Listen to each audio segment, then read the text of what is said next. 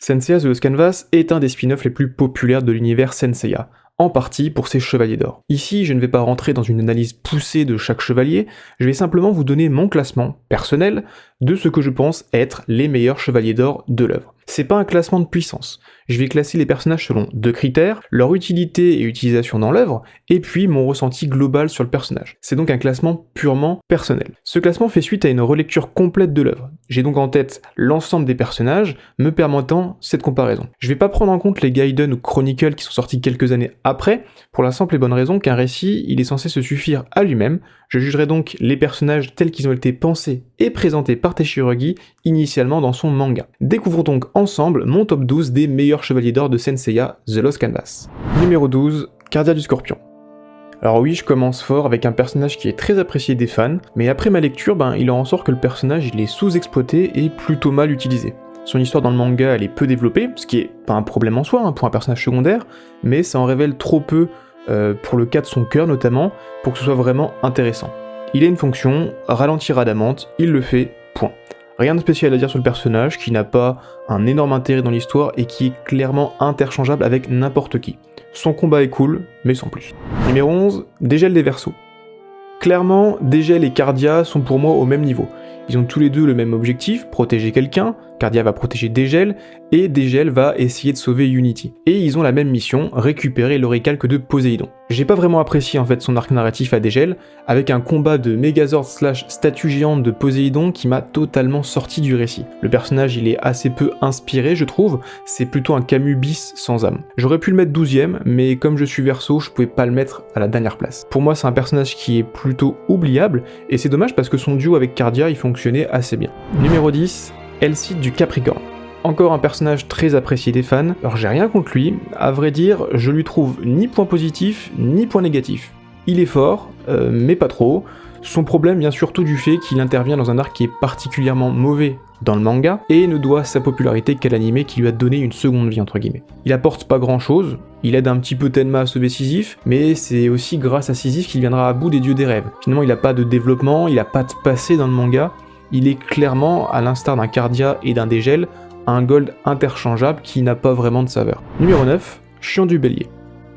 Alors je suis moi-même étonné de voir Chion si bas dans le classement, mais en réalité c'est plutôt logique.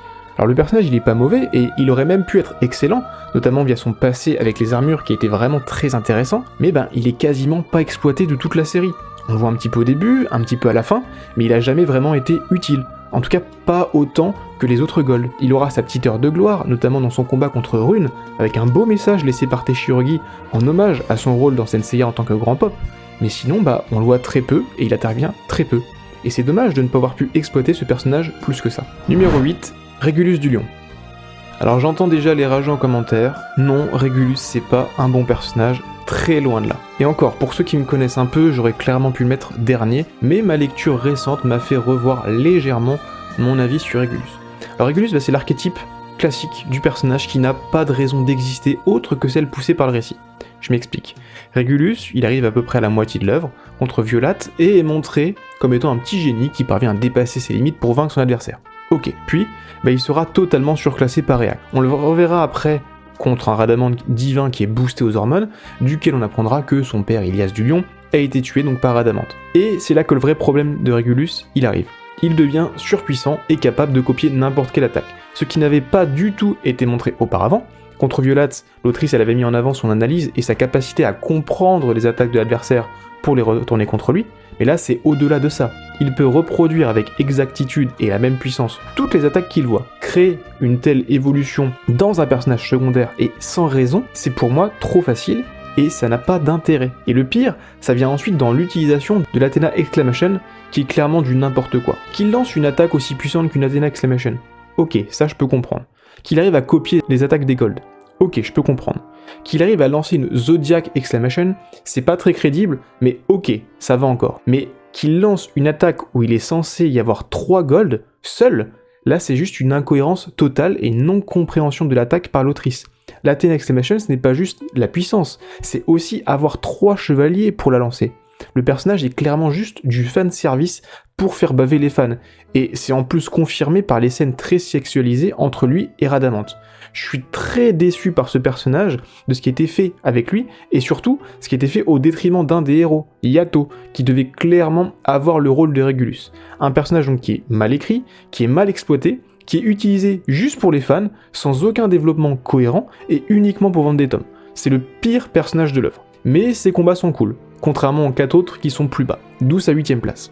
Il aurait pu être bien, mais dans un monde où le fanservice, il fait pas autant vendre. Numéro 7, Aspros et Deutéros des Gémeaux. Je mélange les deux ici. On arrive donc dans les personnages cool, sans plus. Aspros et Deutéros, ils sont cool, sans plus. C'est des sagas et canon bis en fait. Ils ont cependant le mérite d'être utiles et d'apporter à l'histoire, notamment avec l'entraînement de Tenma et puis la révélation sur l'armure d'Athéna. C'est des personnages qui sont puissants et qui sont charismatiques, et ils sont pensés pour être comme cela. Ils ont apporté beaucoup à l'histoire, ils ont des combats qui sont intéressants, quoique leur combat fratricide est un petit peu moyen en termes d'utilité, mais ça reste sympa à lire.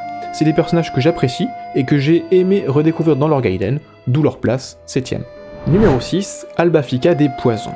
Alors beaucoup seront étonnés de voir Albafika des Poissons au-dessus des Gémeaux, d'autant qu'il a été moins utile à l'histoire que ceux-ci. En fait, Albafika, il a cette place pour une seule raison, c'est un des 3 seuls Chevaliers d'Or à avoir été utilisé tel que les Chevaliers d'Or ont été pensés à la base, c'est-à-dire en tant que personnage fonction, et en le faisant bien. Albafika a pour fonction, à l'instar d'un Aldébaran dans Senseiya classique, d'être le maître étalon de l'œuvre. On connaît la puissance d'un Chevalier d'Or, et son affrontement contre Minos nous permet de prendre conscience de la dangerosité des spectres, et surtout va mettre en évidence un problème pour les Saints, les spectres reviennent à la vie. C'est donc un personnage utile à la narration, qui lance des pistes que développera le manga, sans pour autant prendre la place des personnages principaux.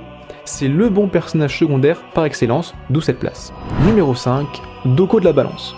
Maître de Tenma, qui sera aussi mis à l'écart à un bon moment de l'histoire, comme son homologue Shion. À la différence de Shion, Doko il a plus d'impact sur l'histoire, notamment via la récupération de l'armure d'Athéna, et puis tout le développement qu'il y a autour de lui et de Tenma. Il permet aussi de développer la relation entre les spectres et leur chef, que ce soit notamment Rhadamante et ses sbires, ou encore la relation avec Hadès, ce qui enrichit grandement le récit. Et puis il a une excellente synergie avec mon spectre préféré, Kagao du B. C'est pour tout ça que je mets Doko à cette très belle 5ème place. Numéro 4, Manigoldo du Cancer. Alors j'ai hésité à mettre Doko à cette place, mais finalement je préfère mettre Manigoldo, car je vais faire une entorse à ma règle, je vais juger le personnage par rapport à l'anime et non au manga. Alors dans le manga, c'est un bon personnage, donc on va forcer la relation avec Tenma. Il va marquer le jeune Pégase, alors que ils se sont finalement à peine parlé dans ce manga. Par contre, dans l'anime, tout ça a été corrigé, en rajoutant notamment des scènes entre eux, et surtout en faisant une chose qui moi je trouve vraiment excellente et très bien faite, tisser un lien qui les unit au travers de leur passé, qui va les rapprocher, tous deux étant des orphelins italiens ayant côtoyé la mort. Je ne parlerai même pas de la scène mythique face aux dieux jumeaux, juste cette filiation entre Tenma et Manigoldo dans l'anime, elle est je trouve très touchante et très juste, et elle aurait dû être amenée de la même manière dans le manga, ce qui aurait rendu le personnage encore plus iconique. Et juste pour ça, je le mets 4ème. Numéro 3, Sisyphe du Sagittaire. Alors je le dis beaucoup dans la vidéo, mais je ne pensais vraiment pas voir Sisyphe à cette place. À la base, j'aime pas du tout le personnage, je le trouve beaucoup trop cliché. Et puis après ma relecture, j'ai changé d'avis. Oui, il est cliché, mais en fait il l'est pour une bonne raison. Il est le Sagittaire. Et en l'étant, il est tel qu'on s'attend à voir le Sagittaire. On a eu beaucoup de teasing par Kurumada sur la Vailleur d'Aiolos dans le manga, mais cela n'est jamais vraiment montré. Ici, l'autrice elle a dit ok, moi je vais vous montrer ce qu'aurait donné un Aiolos vivant. Et elle le fait très bien. Il est impactant dans l'histoire, décisif, il marque les héros par son charisme et par sa détermination. Il sera le moteur pour un bon nombre d'événements de l'histoire, et même s'il est parfois un petit peu trop mis en avant, il reste globalement l'aide dont avait besoin Tenma pour avancer. C'est donc finalement un bon personnage qui est enrobé d'un peu trop de fanservice, évidemment, mais on lui pardonne aisément au vu des qualités finalement qu'il apporte au récit. Numéro 2, Rasgado du Taureau. Voir Rasgado à cette place doit vous surprendre.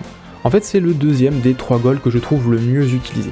Alors il n'est pas très développé, mais il a une forte utilité dans le récit, car il va permettre à Tenma de s'endurcir, notamment après son sacrifice pour le sauver. Tenma prendra alors conscience de son statut et voudra aller affronter Hadès seul pour éviter d'autres morts inutiles. Rasgado permettra également de mettre en avant la personnalité de Kagao et la dualité qui peut exister au sein du camp d'Hadès. Rasgado n'est donc pas un personnage qui va marquer par sa puissance ou par ses faits d'armes extraordinaires, non, il va marquer par son excellente écriture, très touchante qui permet, comme avec Elbafika, de faire avancer le récit, et ici le fait avancer en développant Tenma et en mettant en cause ses croyances.